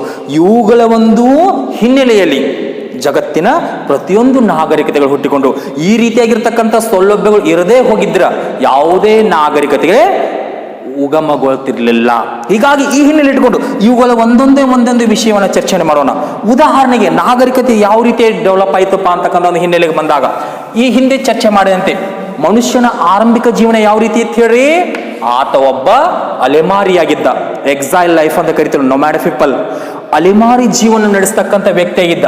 ಆ ವ್ಯಕ್ತಿ ಏನಾಗಿದ್ರಿ? ಆರಂಭಿಕವಾಗಿ ಮರದ ಮೇಲೆ ವಾಸ ಮಾಡ್ತಿದ್ದ. ಮರದವನ್ನು ಬಿಟ್ಟು ಭೂಮಿಗೆ ಬಂದಂತ ಸಂದರ್ಭದಲ್ಲಿ ಗುಹೆಗಳನ್ನ ಆಶ್ರಯಿಸಿದ ನಂತರ ಸ್ವಂತ ಗುಡಿಸಲುಗಳನ್ನ ಕಟ್ಟಿಕೊಂಡಿರ್ತಕ್ಕಂಥ ಮನುಷ್ಯ ತದನಂತರದಲ್ಲಿ ನದಿ ಬಯಲುಗಳಲ್ಲಿ ವಾಸಿಸಲಿಕ್ಕೆ ಆರಂಭಿಸಿದ. ಇದು ಮನುಷ್ಯನ ವಿಕಸನ ಹಂತದಲ್ಲಿ ಕಂಡು ಬರ್ತಕ್ಕಂಥ ಒಂದು ಎಲ್ಲ ಬದಲಾವಣೆಗಳು. ಇವೆಲ್ಲಗಳ ಬಗ್ಗೆ ಹಿಂದಿನ ಅವಧಿಯಲ್ಲಿ ಚರ್ಚೆಯನ್ನು ಕೈಗೊಂಡಿದ್ವಿ. ಇನ್ನು ಈ ಒಂದು ನದಿ ಸ್ಥಳಕ್ಕೆ ಬಂದಂತ ಸಂದರ್ಭದಲ್ಲಿ ಮನುಷ್ಯನಿಗೆ ಸಾಕಷ್ಟು ಪ್ರಮಾಣದ ಒಂದು ಸೌಲಭ್ಯಗಳು ದೊರೆತು. ಅದರಲ್ಲಿ ಮೊದಲನೇ ಒಂದು ಸೌಲಭ್ಯ ಯಾವಪ್ಪ ಅಂತಂದ್ರೆ ವೈಡ್ ಅಂಡ್ ವಾಸ್ಟ್ ಲ್ಯಾಂಡ್, ವಿಶಾಲ ಮತ್ತು ಸಮತಟ್ಟಾದ ಭೂಪ್ರದೇಶ. ಗುಹೆಗಳಲ್ಲಿ ಎಲ್ಲೋ ಕಾಡುಗಳಲ್ಲಿ ತನ್ನ ಒಂದು ಗುಡಿಸಲನ್ನು ಕಟ್ಟಿಕೊಂಡು ನೆಲೆಸತಕ್ಕಂಥ ಮನುಷ್ಯ ಈ ಒಂದು ನದಿ ದಂಡೆಗೆ ಬಂದಾಗ ಆ ನದಿ ದಂಡೆಯ ಒಂದು ಪ್ರದೇಶ ಏನಾಗಿತ್ತಪ್ಪ ಅಂದ್ರೆ ಸಮತಟ್ಟಾಗಿತ್ತು.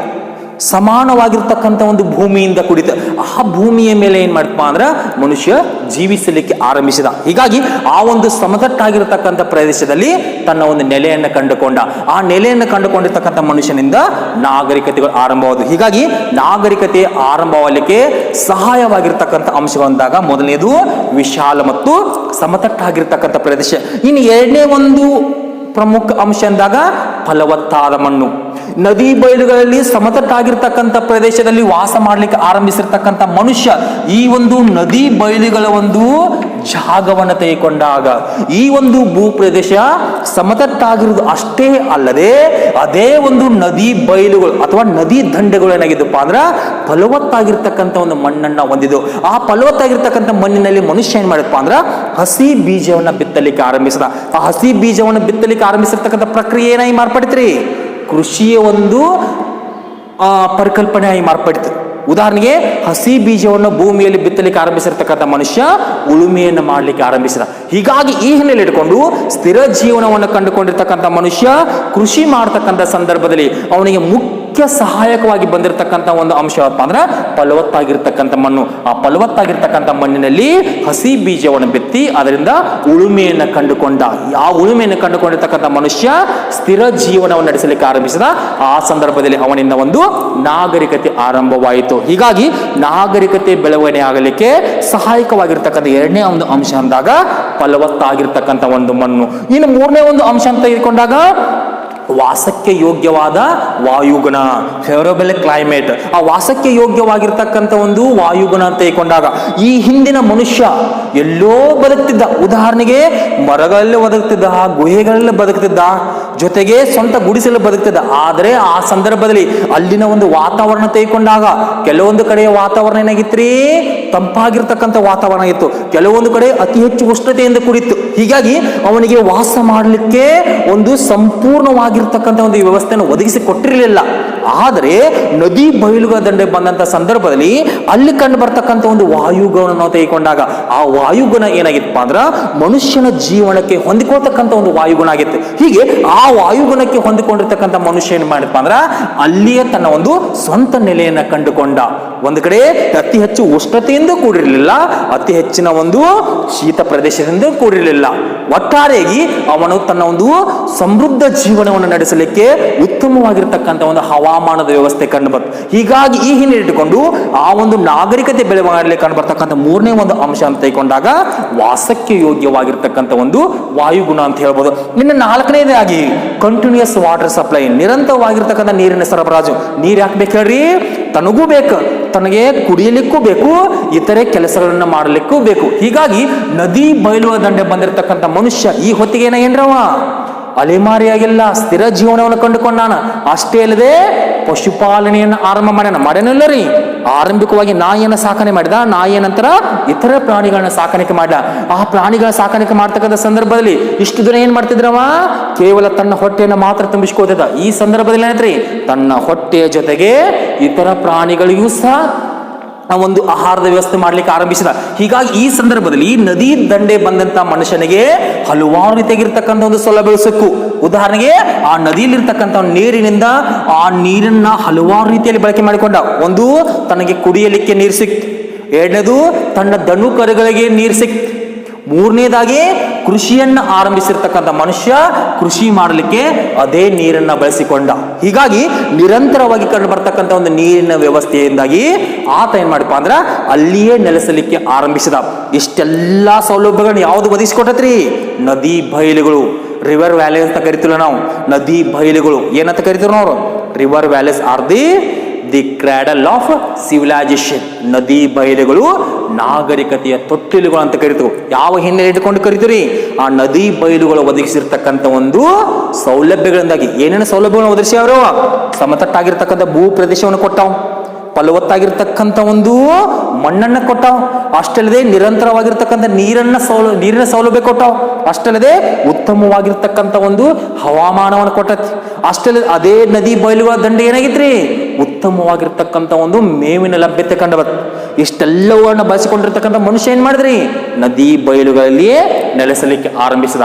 ಅಲ್ಲಿ ನೆಲೆಸಲಿಕ್ಕೆ ಆರಂಭಿಸಿರ್ತಕ್ಕಂಥ ಮನುಷ್ಯನಿಂದ ಗುಂಪುಗಳ ರಚನೆಯಾಗಿ, ಗುಂಪುಗಳು ಹಳ್ಳಿಗಳಾಗಿ, ಹಳ್ಳಿಗಳು ನಗರಗಳಾಗಿ, ನಗರಗಳು ರಾಜ್ಯಗಳಾಗಿ ಮಾರ್ಪಟ್ಟು ಈ ಸಂದರ್ಭದಲ್ಲಿ ಏನ್ ಆರಂಭ ಆಯ್ತ್ರಿ, ತನ್ನದೇ ಆಗಿರ್ತಕ್ಕಂಥ ಒಂದು ಸಂಸ್ಕೃತಿ ಮತ್ತು ನಾಗರಿಕತೆಗಳು ಆರಂಭವಾದ. ಹೀಗಾಗಿ ಈ ಹಿನ್ನೆಲೆ ಇಟ್ಟುಕೊಂಡು ನಾಗರಿಕತೆ ಬೆಳವಣಿಗೆ ಸಹಾಯಕವಾಗಿರ್ತಕ್ಕಂಥ 5ನೇ ಒಂದು ಅಂಶ ಅಂತ ತಿಳ್ಕೊಂಡಾಗ ಸಾಕಷ್ಟು ಪ್ರಮಾಣದ ಆಹಾರದ ಲಭ್ಯತೆ. ಇಲ್ಲಿ ಆಹಾರದ ಲಭ್ಯತೆ ಅಂದ್ರೆ ಏನ್ರಿ, ಕೇವಲ ಮನುಷ್ಯನಿಗೆ ಮಾತ್ರ ಅಲ್ಲ, ದನ ಕರುಗಳನ್ನ ಸಾಕಾಣಿಕೆ ಮಾಡ್ಲಿಕ್ಕೆ ಆರಂಭಿಸಿರ್ತಕ್ಕಂಥ ಮನುಷ್ಯನಿಗೆ ಏನೈತ್ರಿ, ಮೇವಿನ ಕೊರತೆನೂ ಉಂಟಾಗೈತಿ. ದನ ಕರುಗಳಿಗೆ ಬೇಕಾಗಿರ್ತಕ್ಕಂಥ ಒಂದು ಎಲ್ಲ ಮೇವಿನ ಲಭ್ಯತೆ ಏನೈತ್ರಿ ಈ ಒಂದು ನದಿ ಬಯಲುಗಳ ದಂಡೆ ಸಿಕ್ತು. ಹೀಗೆ ಒಟ್ಟಾರೆಯಾಗಿ ನಾಗರಿಕತೆಯ ಒಂದು ಬೆಳವಣಿಗೆಗೆ ಸಹಾಯಕವಾಗಿರ್ತಕ್ಕಂಥ ಅಂಶಗಳನ್ನು ತೆಗೆದುಕೊಂಡಾಗ ಮುಖ್ಯವಾಗಿ 5 ಅಂಶಗಳು ಕಂಡು ಬರ್ತಾವೆ. 1, ವಿಶಾಲ ಮತ್ತು ಸಮತಟ್ಟಾದ ಭೂಪ್ರದೇಶ. 2, ಫಲವತ್ತಾದ ಮಣ್ಣು. 3, ಉತ್ತಮವಾದ ಅಥವಾ ವಾಸಕ್ಕೆ ಯೋಗ್ಯವಾದ ವಾಯುಗುಣ. 4, ನಿರಂತರ ನೀರಿನ ಸರಬರಾಜು. 5, ಸಾಕಷ್ಟು ಪ್ರಮಾಣದ ಆಹಾರದ ಲಭ್ಯತೆ. ಹೀಗೆ ಇವೆಲ್ಲವುಗಳನ್ನು ಬಳಸಿಕೊಂಡಿರ್ತಕ್ಕಂಥ ಮನುಷ್ಯ ಏನ್ ಮಾಡಿದ್ರಿ, ನದಿ ದಂಡೆಯಲ್ಲೇ ನೆಲೆಸಲಿಕ್ಕೆ ಆರಂಭಿಸಿದ. ಈ ಹಿನ್ನೆಲೆ ಇಟ್ಟುಕೊಂಡು ನದಿ ಬಯಲುಗಳನ್ನು ನಾವೇನಂತ ಕರಿತೀವಿ, ನಾಗರಿಕತೆಗಳ ತೊಟ್ಟಿಲು ಅಂತ ಕರಿತೀವಿ. ಏನಂತ ಕರಿತೀವಿ, ನಾಗರಿಕತೆಗಳ ತೊಟ್ಟಿಲು. River valleys are the cradles of civilisations. ನದಿ ಬಯಲುಗಳು ನಾಗರಿಕತೆಯ ತೊಟ್ಟಿಲು ಅಂತ ಕರಿತೀವಿ. ಯಾಕೆ ಹೇಳ್ರಿ, ಜಗತ್ತಿನ ಪ್ರತಿಯೊಂದು ನಾಗರಿಕತೆ ಹುಟ್ಟಿದ್ದು ನದಿ ದಂಡೆಗಳಲ್ಲೇ. ನದಿ ದಂಡೆಯಲ್ಲಿ ಯಾಕೆ ಹುಟ್ಟಿದ್ರಿ, ಆ ನದಿ ಬಯಲುಗಳು ಏನಾಗಿದ್ದು ರೀ, ಮನುಷ್ಯನಿಗೆ ಬೇಕಾಗಿರ್ತಕ್ಕಂಥ ಒಂದು ಎಲ್ಲ ಸೌಲಭ್ಯಗಳನ್ನ ಒದಗಿಸಿಕೊಟ್ಟು. ಯಾವ ರೀತಿಯಾಗಿ, ಕೃಷಿ ಮಾಡಲಿಕ್ಕೆ ಫಲವತ್ತಾದ ಮಣ್ಣನ್ನು ಒದಗಿಸಿಕೊಡ್ತು, ಜೊತೆಗೆ ನಿರಂತರವಾಗಿರ್ತಕ್ಕಂಥ ನೀರಿನ ವ್ಯವಸ್ಥೆ ಒದಗಿಸಿಕೊಡ್ತು, ತನ್ನ ಒಂದು ಸ್ಥಿರ ಜೀವನವನ್ನು ನಡೆಸಲಿಕ್ಕೆ ಸಮತಟ್ಟಾದ ಭೂ ಪ್ರದೇಶವನ್ನು ಒದಗಿಸಿಕೊಡ್ತು. ಅಷ್ಟಲ್ಲದೆ ತನ್ನ ಒಂದು ಪಶುಗಳನ್ನು ಸಾಕಾಣಿಕೆ ಮಾಡಲಿಕ್ಕೆ ನಿರಂತರವಾಗಿರ್ತಕ್ಕಂಥ ನೀರಿನ ವ್ಯವಸ್ಥೆ, ಜೊತೆಗೆ ಮೇವಿನ ಲಭ್ಯತೆಯನ್ನು ಒದಗಿಸಿಕೊಡ್ತು, ಜೊತೆಗೆ ತಾನು ವಾಸ ಮಾಡಲಿಕ್ಕೆ ಉತ್ತಮವಾಗಿರ್ತಕ್ಕಂಥ ಒಂದು ವಾಯುಗುಣವನ್ನು ಒದಗಿಸಿಕೊಡ್ತು. ಯಾವುದ್ರಿ, ಇವೆಲ್ಲ ನದಿ ಬಯಲುಗಳು ಒದಗಿಸಿಕೊಟ್ಟು. ಈ ಹಿನ್ನೆಲೆ ಇಟ್ಟುಕೊಂಡು ಜಗತ್ತಿನ ಪ್ರತಿಯೊಂದು ನಾಗರಿಕತೆ ಹುಟ್ಟಿಕೊಂಡಿದ್ದು ನದಿ ದಂಡೆಯಲ್ಲೇ. ಈ ಹಿನ್ನೆಲೆ ಇಟ್ಟುಕೊಂಡು ನದಿ ಬಯಲುಗಳನ್ನು ನಾವೇನಂತ ಕರಿತೀವಿ, ನಾಗರಿಕತೆಯ ತೊಟ್ಟಿಲು ಅಂತ ಕರಿತೀವಿ. ಉದಾಹರಣೆಗೆ ಈ ನದಿ ಬಯಲುಗಳನ್ನ ನಾಗರಿಕ ತೊಟ್ಟಿಲು ಅಂತ ಕರೆದು, ಹಾಗಾದ್ರೆ ಯಾವ ಯಾವ ನಾಗರಿಕತೆಗಳು ಕಂಡು ಬರ್ತಾವಂತ ಹಿನ್ನೆಲೆಗೆ ಬಂದಾಗ, ಉದಾಹರಣೆಗೆ ನೈಲ್ ನದಿಯ ದಂಡೆ. ಯಾವ ನದಿ, ನೈಲ್ ಅಂತಕ್ಕಂಥ ನದಿಯ ದಂಡೆ ಈಜಿಪ್ಟ್ ನಾಗರಿಕತೆ ಹುಟ್ಟಿಕೊಂಡಿತ್ತು. ಯಾವ ನಾಗರಿಕತೆ ರೀ, ಈಜಿಪ್ಟ್ ನಾಗರಿಕತೆ ಹುಟ್ಟಿಕೊಂಡಿತ್ತು. ಇನ್ನು ಯುಪ್ರೇಟಿಸ್ ಮತ್ತು ಟೈಗ್ರಿಸ್, ಯುಪ್ರೇಟಿಸ್ ಮತ್ತು ಟೈಗ್ರಿಸ್ ಈ 2 ನದಿಗಳ ದಂಡೆ ಬಯಲುಗಳನ್ನು ತೆಗೆದುಕೊಂಡಾಗ ಈ 2 ನದಿಗಳ ದಂಡೆ ಏನಾಯ್ತಪ್ಪ ಅಂತಂದ್ರೆ ಮೆಸೊಪೊಟೇಮಿಯಾ ಅಂತಕ್ಕಂಥ ಒಂದು ನಾಗರಿಕತೆ ಹುಟ್ಟಿಕೊಟ್ಟಿತ್ತು. ಇನ್ನು ಹುವಾಂಗೋ ಆಂಗತ್ಸೆ ಮತ್ತು ಯಾಂಗ್ ಸಿಕಿಯಾಂಗ್ ಈ 3 ನದಿಗಳ ದಂಡೆ ಏನಾಯ್ತಪ್ಪ ಅಂದ್ರೆ ಚೀನಾ ಅಂತಕ್ಕಂಥ ಒಂದು ನಾಗರಿಕತೆ ಹುಟ್ಟಿಕೊಟ್ಟಿತ್ತು. ಇನ್ನು ಟೈಬರ್ ಅಂತಕ್ಕಂಥ ಒಂದು ನದಿ ದಂಡೆಯನ್ನು ತೆಗೆದುಕೊಂಡಾಗ ಈ ಟೈಬರ್ ನದಿಯ ದಂಡೆ ರೋಮ್ ನಾಗರಿಕತೆ ಹುಟ್ಟಿಕೊಂಡಿತ್ತು. ಡ್ಯಾನೂಬ್ ಕೊಳ್ಳ ಅಂತ ತೆಗೆದುಕೊಂಡಾಗ ಡ್ಯಾನೂಬ್ ಕೊಳ್ಳದ ನದಿಯ ದಂಡೆ ಗ್ರೀಕ್ ನಾಗರಿಕತೆ ಹುಟ್ಟಿಕೊಂಡಿತ್ತು. ಇನ್ನು ನಮ್ಮ ಸಿಂಧೂ ದಂಡೆ, ಸಿಂಧೂ ನದಿಯನ್ನು ತೆಗೆದುಕೊಂಡಾಗ ಸಿಂಧೂ ನದಿಯ ದಂಡೆ ಏನಪ್ಪ ಅಂದ್ರೆ ನಮ್ಮ ಭಾರತದ ಶ್ರೇಷ್ಠ ಸಂಸ್ಕೃತಿ ಸಿಂಧೂ ಬಯಲಿನ ನಾಗರಿಕತೆ ಹುಟ್ಟಿಕೊಳ್ಳುತ್ತೆ. ಇವೆಲ್ಲ ಏನಪ್ಪಾ ಅಂದ್ರೆ ನಾಗರಿಕತೆ ಹುಟ್ಟಿಕೊಳ್ಳಲಿಕ್ಕೆ ಕಂಡು ಬರ್ತಕ್ಕಂಥ ಒಂದು ಉದಾಹರಣೆಗಳು. ಹೀಗಾಗಿ ಈ ಹಿನ್ನೆಲೆ ಇಟ್ಟುಕೊಂಡು ಜಗತ್ತಿನ ಪ್ರತಿಯೊಂದು ನಾಗರಿಕತೆ ಹುಟ್ಟಿಕೊಂಡಿದ್ದು ನದಿ ದಂಡೆಯಲ್ಲೇ. ಈ ಹಿನ್ನೆಲೆ ಇಟ್ಟುಕೊಂಡು ನದಿ ಬಯಲುಗಳು ನಾವೇನಂತ ಕರಿತೀವಿ, ನಾಗರಿಕತೆಯ ತೊಟ್ಟಿಲುಗಳು ಅಂತ ಕರಿತೀವಿ. ಹೀಗೆ ಈ ಹಿನ್ನೆಲೆ ಇಟ್ಟುಕೊಂಡು ಮುಂದಿನದಾಗಿ ನಾವೇನು ಮಾಡೋಣಪ್ಪ ಅಂದ್ರೆ ಈ ಪ್ರಾಚೀನ ನಾಗರಿಕತೆ ಇತಿಹಾಸ ಅಂತಕ್ಕಂಥ ಒಂದು ಅಧ್ಯಾಯದಲ್ಲಿ ಕಂಡು ಬರ್ತಕ್ಕಂಥ ಮೊದಲ ಒಂದು ನಾಗರಿಕತೆ ಈಜಿಪ್ತಿನ ನಾಗರಿಕತೆ ಅಂತಕ್ಕಂಥ ಒಂದು ವಿಷಯದ ಬಗ್ಗೆ ಏನು ಮಾಡೋಣಪ್ಪ ಅಂದ್ರೆ ವಿವರ ಸಹಿತವಾಗಿರ್ತಕ್ಕಂಥ ಒಂದು ಚರ್ಚೆಯನ್ನು ಕೈಗೊಳ್ಳೋಣ ಅಂತ ಹೇಳುತ್ತಾ ಇಲ್ಲಿಗೆ ಇವತ್ತಿನ ನನ್ನ ಒಂದು ತರಗತಿಯನ್ನು ಮುಗಿಸ್ತಿದ್ದೇನೆ. ನಮಸ್ಕಾರ.